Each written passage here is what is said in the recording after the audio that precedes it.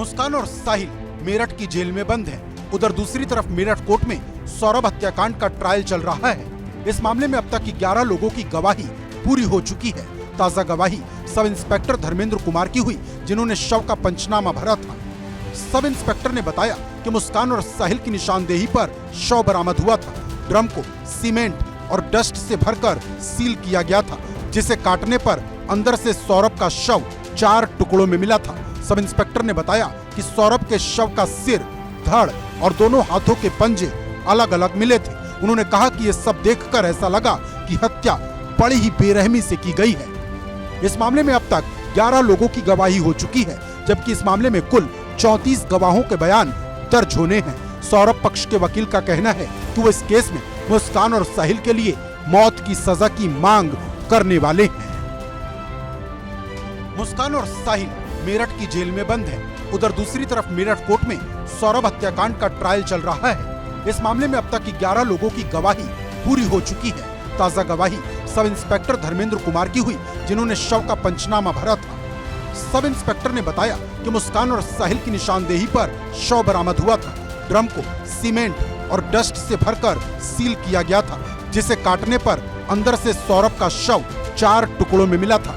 Sub inspector ने बताया कि सौरभ के शव का सिर, धड़ और दोनों हाथों के पंजे अलग अलग मिले थे। उन्होंने कहा कि ये सब देखकर ऐसा लगा कि हत्या बड़ी ही बेरहमी से की गई है।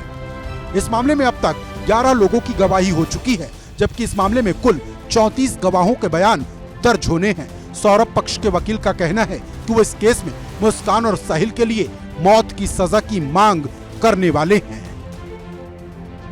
मुस्कान और साहिल मेरठ की जेल में बंद हैं। उधर दूसरी तरफ मेरठ कोर्ट में सौरभ हत्याकांड का ट्रायल चल रहा है। इस मामले में अब तक की 11 लोगों की गवाही पूरी हो चुकी है। ताजा गवाही सब इंस्पेक्टर धर्मेंद्र कुमार की हुई, जिन्होंने शव का पंचनामा भरा था। सब इंस्पेक्टर ने बताया कि मुस्कान और साहिल की निशानदेही पर शव बरामद हुआ था।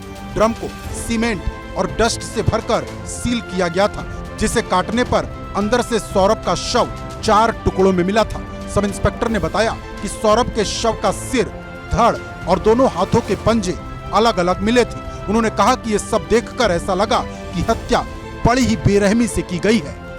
इस मामले में अब तक 11 लोगों की गवाही हो चुकी है, जबकि इस मामले में कुल 34 गवाहों के बयान दर्ज होने हैं। सौरभ पक्ष के वकील का कहना है कि वो इस केस में मुस्कान और साहिल के लिए मौत की सजा की मांग करने वाले हैं।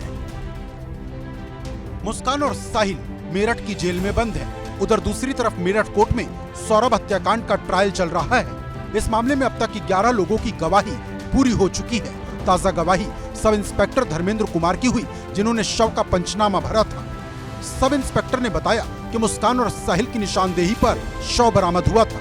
ड्रम को सीमेंट और डस्ट से भरकर सील किया गया था, जिसे काटने पर अंदर से सौरभ का शव 4 टुकड़ों में मिला था। सब इंस्पेक्टर ने बताया कि सौरभ के शव का सिर, धड़ और दोनों हाथों के पंजे अलग अलग मिले थे। उन्होंने कहा कि ये सब देखकर ऐसा लगा कि हत्या बड़ी ही बेरहमी से की गई है। इस मामले में अब तक 11 लोगों की गवाही हो चुकी है, जबकि इस मामले में कुल 34 गवाहों के बयान दर्ज होने हैं। सौरभ पक्ष के वकील का कहना है कि वो इस केस में मुस्कान और साहिल के लिए मौत की सजा की मांग करने वाले हैं।